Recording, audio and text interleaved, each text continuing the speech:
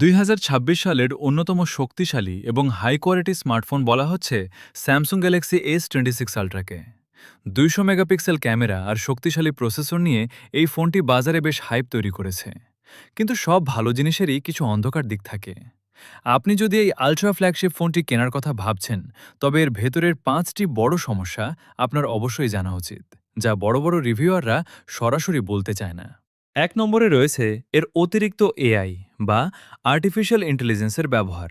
Samsung এই ফোনে Galaxy AI 2.0 ফিচারটি জোরপূর্বক এত বেশি ব্যবহার করেছে যে অনেক সময় ব্যাকগ্রাউন্ডে এআই প্রসেসিং চলার কারণে ফোনটি হঠাৎ করে ল্যাগ করে বা আটকে যায়।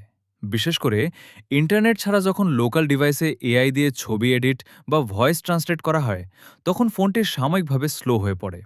এছাড়া এআই দিয়ে ছবি এডিট করলে অনেক সময় ছবিগুলো দেখতে আসলে মনে হয় না, বেশ কৃত্রিম বা ফেক লাগে। 2 নম্বরে রয়েছে এর ক্যামেরার ভেতরের কিছু খামতি। এর 200 মেগাপিক্সেল ক্যামেরা দিয়ে যখন আপনি ফুল রেজলিউশনে ছবি তুলতে যাবেন, তখন ছবি সেভ হতে কিছুটা সময় নেয়, যাকে বলা হয় শাটার ল্যাগ। এর ফলে দ্রুত মুভিং কোনো অবজেক্টের ছবি তুলতে গেলে সেটি ঝাপসা হয়ে যায়। তাছাড়া এর 100x ডিজিটাল জুমের হাইপ থাকলেও বাস্তবে 100 গুণ জুম করলে ছবি অতিরিক্ত ফেটে যায় এবং প্রচুর নয়েজ বা ডট দেখা যায়, যা সোশ্যাল মিডিয়ায় শেয়ার করার যোগ্য থাকে না।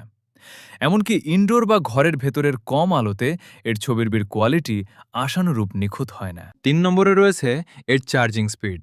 যেখানে অন্যান্য চাইনিজ ফ্ল্যাগশিপ ব্র্যান্ডগুলো 100 বা 120 ওয়াটের সুপারফাস্ট চার্জিং দিচ্ছে, সেখানে স্যামসাং এই দামি ফোনেও মাত্র 65 ওয়াটের চার্জিং স্পিড আটকে রেখেছে।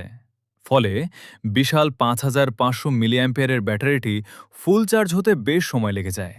এর ওপর ফোনটিতে যখন শক্তিশালী স্ন্যাপড্রাগন 8 এলিট জেন 5 প্রসেসরের পূর্ণ ক্ষমতা ব্যবহার করে দীর্ঘক্ষণ হাই গ্রাফিক্সে গেমিং করা হয়, তখন এর ভেতরের ভেপার চেম্বার কুলিং সিস্টেম থাকা সত্ত্বেও ফোনটি বেশ গরম বা হিট হয়ে ওঠে। 4 নম্বরে রয়েছে এর ডিজাইন এবং আনবক্সিং অভিজ্ঞতা।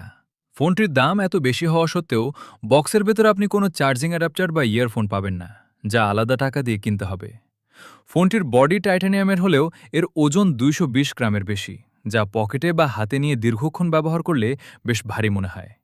এর চারপাশের কোণাগুলো অতিরিক্ত শার্প বা চৌকো আকৃতির হওয়ায় কভার ছাড়া এটি এক হাতে ধরলে হাতের তালুতে বেশ চাপ লাগে এবং অস্বস্তি তৈরি করে। 5 নম্বরে রয়েছে এর ডিসপ্লে। স্যামসাং এবার 3200 নিটসের ব্রাইটনেসের সাথে স্ক্রিনে একটি বিশেষ অ্যান্টি রিফ্লেকটিভ কোটিং ব্যবহার করেছে, যা আলো প্রতিফলন কমায়। কিন্তু সমস্যা হলো, এই কোটিংটির ওপর সাধারণ স্ক্রিনের চেয়ে খুব দ্রুত সূক্ষ্ম স্ক্র্যাচ বা দাগ পড়ে যায়। আর আপনি যদি এর ওপর সাধারণ কোনো গ্লাস প্রোটেক্টর বা স্ক্রিন গার্ড লাগান, তবে এর ভেতরের আল্ট্রাসনিক ফিঙ্গারপ্রিন্ট সেন্সরটি ঠিকমতো কাজ করতে চায় না এবং আনলক হতে অনেক সময় নেয়। তো এই ছিল স্যামসাং গ্যালাক্সি S26 আল্ট্রা এর কিছু বাস্তব সমস্যা এবং নেতিবাচক দিক।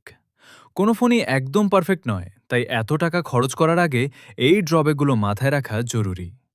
এই সমস্যাগুলো নিয়ে আপনার কি মতামত, কমেন্টে জানান।